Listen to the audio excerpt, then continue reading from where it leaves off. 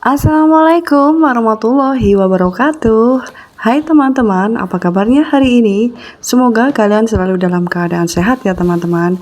Dan yang lagi dalam keadaan sakit, semoga Allah segera sembuhkan apa yang kalian keluhkan. Amin, amin ya rabbal alamin.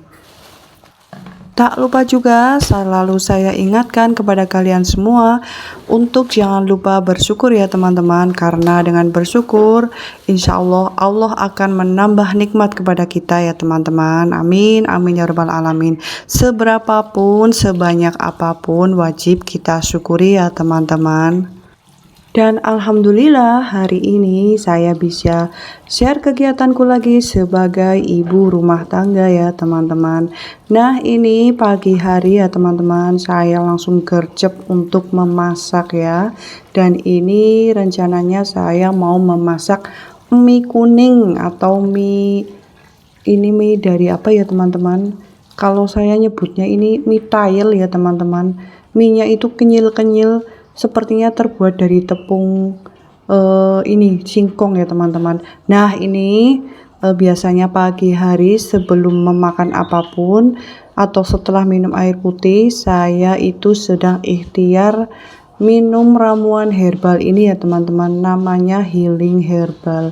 Ini adalah homemade buatan dari suhu perkefiran saya ya teman-teman. Saya itu dulu pernah jualan kefir buatan saya sendiri ya teman-teman. Saya belajar membuat karena saya mengkonsumsinya untuk kepentingan saya sendiri, dan lalu saya membuat untuk orang lain yang membutuhkan ya teman-teman. Nah, healing herbal ini komposisinya adalah salah satunya ya, ada kombucha, ada air destilasi, ada madu, dan ada apa ya, daun pepaya, jamur hitam, terus daun binahong, ada luban, ada jahe, ada kelor, ada banyak banget teman-teman. Kira-kira ada puluhan teman-teman, tidak bisa saya sebutkan satu persatu. Dan manfaatnya itu banyak teman-teman. Salah satunya adalah antibakteri, antiperitik, antitusif, terus mencegah penyakit Alzheimer, menurunkan panas demam, mencegah pendarahan, dan banyak lagi teman-teman. Termasuk penyakit yang misalnya itu menurunkan kolesterol, terus menyeimbangkan gula darah, menyeimbangkan tensi gitu ya teman-teman. Nah saya sedang ikhtiar itu ya. Ini ramuan fermentasi teman-teman, rasanya pahit, dan minumnya itu setelah bangun tidur dan sebelum tidur, dan saya ini sudah minum kira-kira 2 minggu. Alhamdulillah rasanya di badan enak teman-teman, seperti fresh gitu, tapi masih ada pegel-pegel sedikit di sekitar kaki ya teman-teman. Ini diduga nggak tahu sendi atau apa ya teman-teman, makanya saya ini sedang ikhtiar. Semoga saja segala keluhan yang saya keluhkan itu segera berkurang minimal ya teman-teman. Insya Allah amin ya teman-teman. Namanya juga ikhtiar, jadi apa saja dilakukan ya teman-teman. Nah ini persiapan untuk menumis mie tayelnya. Ini bumbunya seperti biasa saja ya teman-teman, ada bawang merah, bawang putih, lalu cabai. Saya tidak menggunakan bumbu yang lain. Biasanya kalau ada lengkuas atau daun salam saya pakai, tapi ini lagi nggak kepingin ya teman-teman. Ada sih, tapi saya lagi nggak kepingin karena ini saya lagi kepingin dengan bumbu campuran saya sendiri ya teman-teman.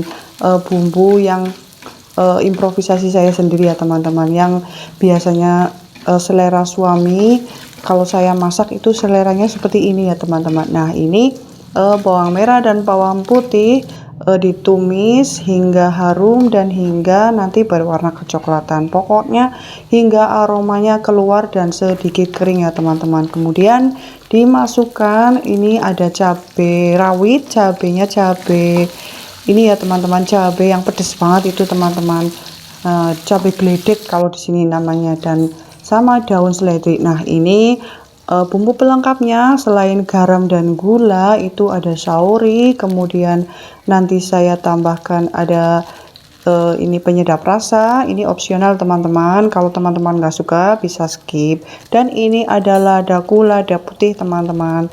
Dan tak lupa juga selalu aku tambahkan kecap kencana. Ini adalah bumbu rahasiaku ya teman-teman. kecap kencana ini seperti yang sudah saya jelaskan di video sebelumnya, ini adalah kecap favorit keluarga kami ya teman-teman. Kecap buatan lokal, buatan Kebumen, kota asal kelahiran suami saya ya teman-teman. Dan ini tak lupa saya tambahkan saus pedas ya teman-teman, saus cabenya yang super dahsyat. Dan ini saya masukkan sedikit air gunanya untuk mengencerkan atau menyampurkan semua bumbu yang sudah dimasukkan ini supaya cepat larut ya teman-teman. Fungsinya seperti itu, jadi nggak usah banyak-banyak airnya kita masukkan ya.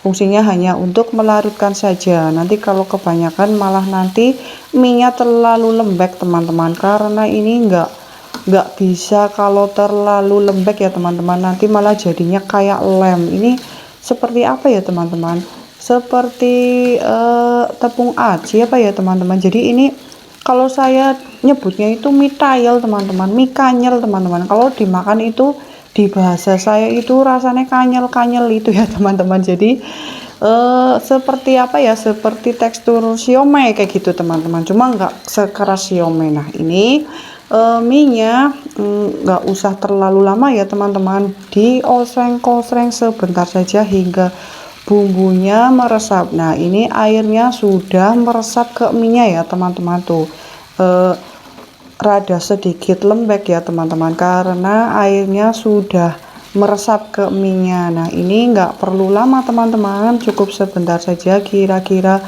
bumbunya merata, nanti kemudian dimatikan. Jangan lupa untuk selalu mencek rasa sebelum kita menyajikan ya teman-teman. Nah ini nggak perlu lama-lama teman-teman, sebentar lagi juga pasti matang. Nah ini seperti ini ya teman-teman teksturnya. Nah ini al dente teman-teman, nggak terlalu lembek dan nggak keras. Nah ini sebagai pelengkap minyak, saya hari ini niatnya mau bikin tempe tepung teman-teman. Tempenya iris tipis-tipis teman-teman, seperti tempe mendoan tapi enggak terlalu tipis ya, pokoknya tipis teman-teman. Tipisnya itu sesuai selera saja, mau agak tebal juga boleh, yang penting sesuai selera. Dan ini niatnya saya tepungnya tepung crispy teman-teman, modelnya kering, nggak usah dicampur pakai air, nanti hasilnya seperti keripik ya teman-teman. Nah ini saya pakai tepung bumbu racik ayam crispy. Nah ini tepungnya dimasukin ke dalam wadah dulu. Itu tempenya saya sudah celupkan ke air ya teman-teman, supaya nanti tepungnya bisa nempel. Nah seperti ini teman-teman, ditap hingga hingga tepungnya merata menempelnya gitu ya teman-teman. Nah seperti ini kira-kira teman-teman. Teman-teman ada yang suka tempe seperti ini enggak, atau kalian lebih suka tempe tepung yang model tepungnya dicampur air teman-teman? Boleh kalian komen di kolom komentar ya teman-teman, supaya kita bisa sharing apa saja yang teman-teman suka ya teman-teman. Namanya selera bebas ya teman-teman. Saya juga kadang-kadang bikin tempe yang seperti itu teman-teman, yang dikasih air gitu ya teman-teman, seperti mendoan gitu. Tapi kali ini saya lagi kepingin seperti ini ya teman-teman, karena niatnya saya sekalian nanti bikin ayam tepung ya teman-teman. Mau goreng ayam tepung 1 biji buat nanti suami saya, itu untuk bekal makan siangnya gitu maksudnya teman-teman. Nah ini minyaknya benar-benar panas ya teman-teman. Setelah benar-benar panas, nanti tempenya tinggal dimasukkan saja ya teman-teman. Nah seperti ini. Kalau tempe itu sudah menjadi andalan kami ya teman-teman. Kalau kita bosan dengan perayaman, perdagingan, perikanan, atau perproteinan yang dari hewan itu teman-teman, kalau kita sudah bosan, yang penting ada tempe itu sudah ayam. Jadi setiap hari itu minimal harus ada tempe ya teman-teman, karena kalau tempe itu digoreng biasa saja pun sudah enak ya teman-teman. Saya itu nggak pernah bosan dengan yang namanya tempe. Pasti kalau goreng tempe itu ya paling beli tempe 1, itu kalau digoreng semuanya itu pasti habis. Nanti kalaupun nggak habis di lauk itu nanti malamnya pasti dimakan nggak pakai nasi ya teman-teman, dijambal gitu ya teman-teman. Pasti itu habis kalau goreng tempe. Paling cuma berdua goreng tempe 1 biji ya pasti habis ya teman-teman. Nah ini kloter kedua menggorengnya teman-teman. Minyaknya nggak usah terlalu banyak kalau saya teman-teman, biar nanti itu kalau sekalian habis itu kan nggak perlu apa ya, jadi nggak perlu kalau kebanyakan itu kan nanti mengulangnya terlalu sering gitu ya, katanya nggak bagus, itu bisa menimbulkan kolesterol gitu ya teman-teman.